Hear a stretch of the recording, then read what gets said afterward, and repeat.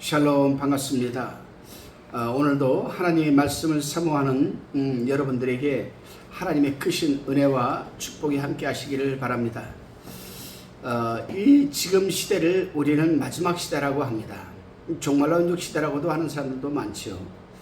이 마지막 시대에 요한계시록에서 기록되어 있는, 또 예언되어 있는 이 계시의 말씀이 어떻게 성취되어 가는가 관심을 갖는 것은 참 중요한 부분입니다.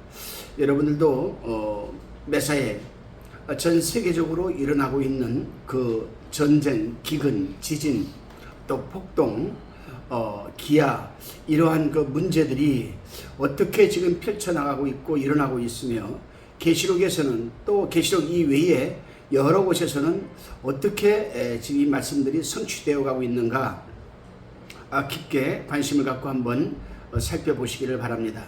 오늘은 요한계시록 10장에 대해서 우리가 강해를 하도록 하겠습니다.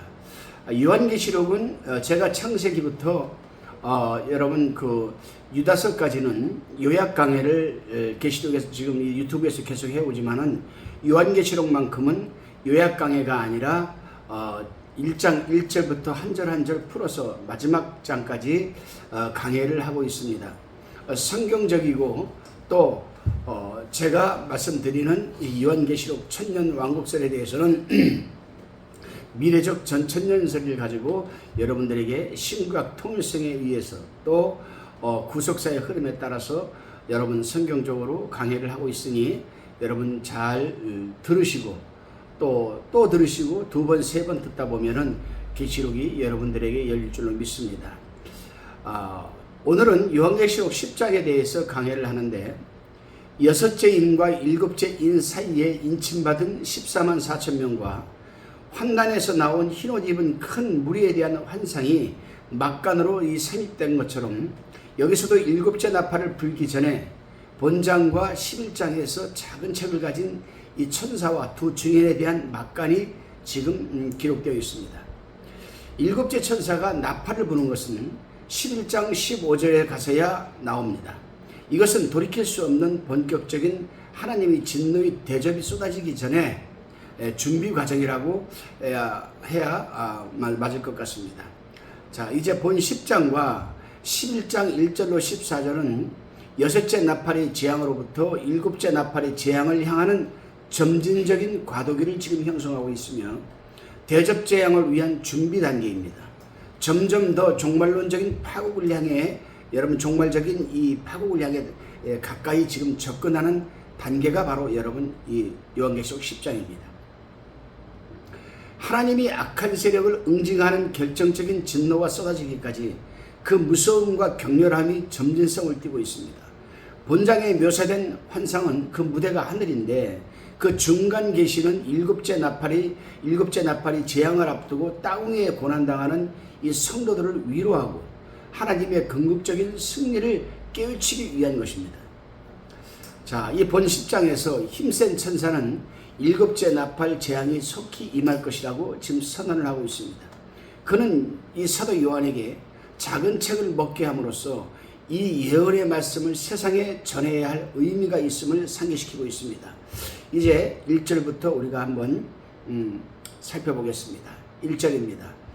내가 또 보니 힘센 다른 천사가 구름을 입고 하늘에서 내려오는데, 그 머리 위에 무지개가 있고 그 얼굴은 해 같고 그 발은 불기둥 같으며. 아멘. 내가 또 보니 힘센 다른 천사가 구름을 입고 오라고 했습니다.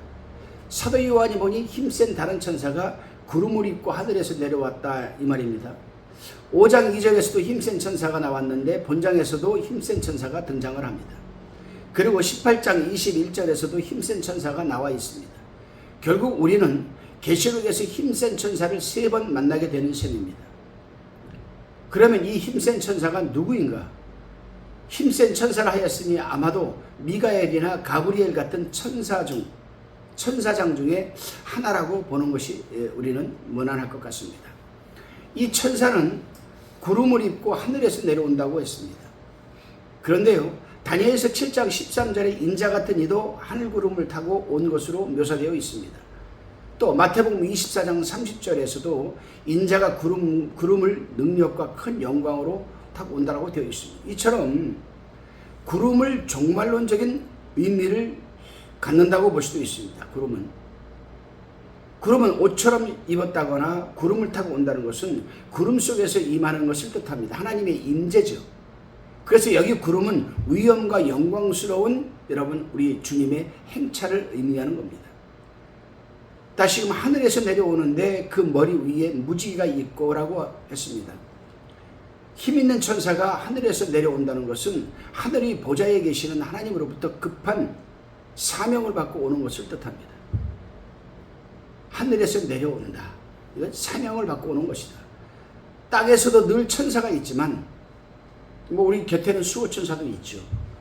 또 하나님의 보좌를 지키는 스랍도 있지요. 또 많이 있습니다.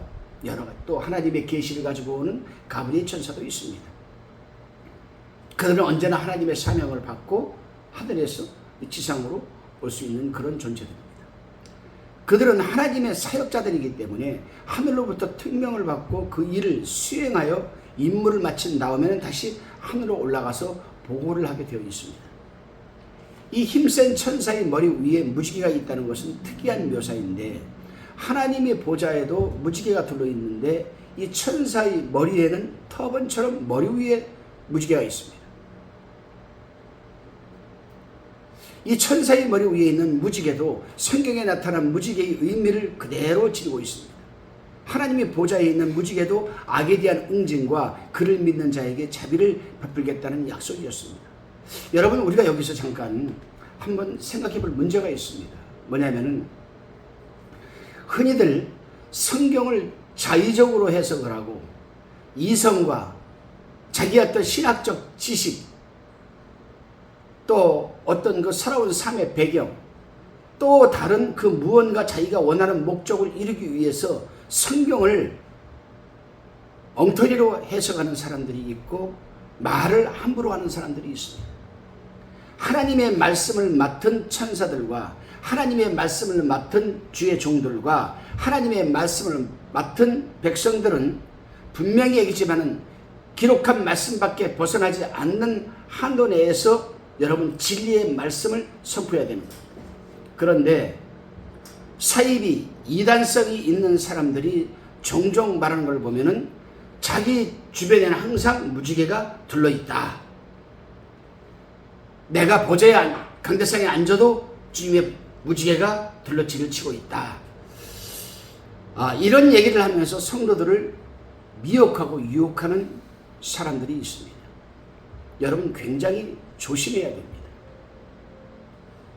다시 본문으로 돌아와서 마찬가지로 여기서도 천사 머리 위에 무지개는 약속 이행을 뜻하는 거죠.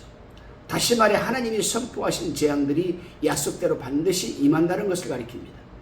특별히 아직 불지않은 일곱째 나팔의 재앙, 즉 대접재앙입니다. 대접재앙이 지구촌을 거의 초토화시키는 끔찍한 것이기는 하지만 반드시 이루어질 것임을 이 천사 위 무지개가 무언의 확신을 지고 있는 모습입니다. 계속해서 그 얼굴은 해 같고 그 발은 불기둥 같으며 라고 했습니다. 우리는 1장 16절에서 주님의 얼굴이 해가 힘있게 비치는 것 같다라는 말을 읽었습니다. 여기서도 천사의 얼굴이 해와 같다고 하였습니다. 해 같다. 천사의 얼굴이 해와 같다는 것은 하나님의 영광이 그 천사의 얼굴에 반영된 것을 지금 가리키는 말씀입니다. 천사의 얼굴이 해와 같이 빛날 정도라면 천국에서 여러분 천사보다 신분이 높아지는 성도들은 그 영광이 얼마나 여러분 더하겠습니까? 그래요. 천사의 얼굴이 해같이 빛났다. 지상에서도 그런 일이 있었죠. 성경에서도 그런 사람들이 있습니다. 모세를 보세요. 모세가 하나님의 장막에 들어가서 하나님을 대하고 나올 때 보게 되면 그 얼굴이 빛이 광채가 났다고 기록되어 있습니다.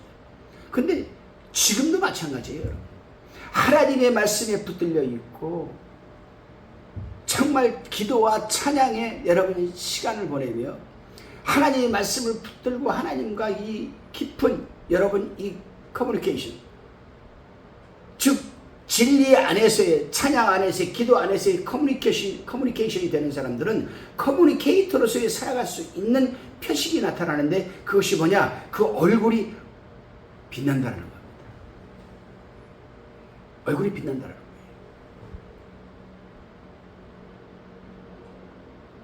제가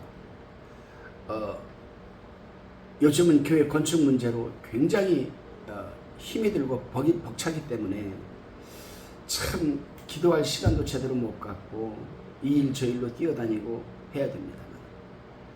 우리 교회가 건축을 시작하기 전에는 제가 주일날 강대상에 서도 뭐 해도 성도들이 늘 하는 얘기가 있습니다. 우리 목사님 설교할 때 뭐 얼굴이 막 빛이 나요. 근데 제가 봐도 그런 것 같아요. 왜냐? 오직 하나님의 말씀에 붙들려서 하나님 말씀만 선포하고 그 내 속에 내주하시는 성령께서 감동을 주시고 그 감동 주시는 그 말씀 거기에 기름을 부어서 하나님 오늘 말씀을 선포하게 될 때에 기름이 아버지 하나님 부어져서 아버지 하나님 저들에게 임파테이션이 되게 하옵소서. 저들에게 전이가 되게 하시고 이 말씀대로 살게 하옵소서. 제가 먼저 말씀에 붙들려서 그 말씀의 확신을 갖고 완벽하게 소화시켜서 여러분 그냥 성령이 인도하는 대로 선포하다 보면요 저도 모르게 몸이 후끈후끈 달아오는 것을 여러분 느낄 수가 있습니다. 그래요 여러분, 지금은 우리가 천사보다 좀 못하지만은 주님이 세컨 인카레이션, 즉 다시 재림하실 때에는 우리는 주님과 함께 이 땅에 와서 이 땅을 우리가 1000년 동안 다스리지 않겠습니까 여러분? 그때 여러분 지금 천사들이 우리보다 좀 낫다고 해서 얼굴이 해와같이 빛날 정도라면은 천국에서 천사보다 신분이 높아지는 우리 성도들은 그 영광이 얼마나 더하겠으며 여러분 얼마나 빛이 나겠습니까? 그래서 천국에 가는 자는 흰 옷을 입고 있는 거예요. 빛나는. 고린도후서 3장 18절에 보면요 우리가 다 수건을 벗은 얼굴로 거울을 보는 것 같이 주의 영광을 보며 저가 같은 형상으로 화하여 영광으로 영광에 이르니 곧 주의 영으로 말미암음이라라고 사도 바울은 고린도 교인들에게 여러분 편지를 두 번째 편지를 써서 그렇게 보냈습니다. 그래요 여러분. 그리고 이 발이 불기둥 같다는 것은 천사의 다리가 불기둥 같았음을 말하는데 얼굴도 해처럼 강한 빛을 발하고 있었지만 다리까지 불기둥처럼 보였으니 그 천사의 영광과 신분은 감히 우리가 짐작해 볼 수가 있습니다. 참 어떨 때 보면요 참 힘들고 지칠 때는 하나님한테 살짝 은근히 그런 기도를 합니다. 하나님 너무 힘들어요. 이 즈음에서 다 내려놓고 주님 앞에 가면 안 될까요? 그럴 때 내 속에 있는 성령께서 저에게 책망을 하십니다. 아직 네가 해야 될 일이 많은데 그게 무슨 소리냐, 힘을 내라. 근데 하나님은 언제나 성령도 마찬가지입니다. 창세기도 보면은 창세기서부터 요한계시록까지 쭉 살펴보면은 뭐 족장들이나 3대 족장들이나 또 이 왕들이나 제사장들이나 대지상들이나 쉽게 하나님의 사명을 이루어가는 사람은 한 명도 없습니다. 한 명도 없어요. 전부 다 힘들고 어렵고 정말 살아남을 걷는 그러한 가운데에서 하나님은 당신의 뜻을 이루어 가십니다. 왜 그럴까? 저는 그게 굉장히 궁금했습니다. 왜 그럴까? 그렇죠. 우리가 원하고 바라는 대로 그 즉시 하나님이 이를 이루게끔 해주시면요 우리는 교만하게 잘릴 데 없습니다. 내가 한 것 같고 내 능력으로 한 것 같고 그래서 교만해지고 결국에는 그 교만해진 사람은 하나님부터 버림을 받고 그게 여러분 왕정시대의 왕들의 모습을 보십시오. 그게 왕정시대의 선지자들의 타락한 선지자들의 여러분 모습을 보십시오. 그게 예수님 당시에 신약성경 예수님 당시에 여러분 대제사장 바리새인 사두개인들을 여러분 보십시오. 그래서 하나님은 차라리 배우지 못한 무식한 범인들인 12제자를 불러서 너희는 어떠한 상황에서도 절대로 교만할 수 있는 근거가 하나도 없다. 교만할 수 있는 근거를 하나도 없는 사람들을 하나님은 불러서 하나님 아니면 도저히 할 수 없는 일들을 하면서 깨닫고 가게 하시는 거예요. 이해가십니까, 여러분? 그러니 내가 가진 거 없다고, 배우지 못했다고, 나는 몸이 아프다고 아버지 앞에 하소연하지 마세요. 아프면 아픈 대로, 없으면 없는 대로, 배우지 못하면 배우지 못한 대로. 하나님은 무엇을 봅니까? 우리의 외적인 환경 보지 않으세요. 우리의 여러분 이 차가운 지식을 하나님은 바라지 않아요. 왜? 그런 차가운 지식에서 교만이 파생할 수 있고, 가지고 있는 물질에서 교만이 파생될 수 있고. 차라리 하나님 앞에 나는 가진 거 없습니다, 하나님. 나는 배운 거 없습니다, 하나님. 그러나 나는 하나님의 일을 하고 싶어요, 하나님. 순종하겠습니다, 하나님. 이게 여러분 초대교회에 처음 주님이 12제자를 불렀을 때에 12제자들에게 나온 반응들이에요. 그것이 반응. 하나님은 그거를 보고 그들을 들어 쓰시는 겁니다.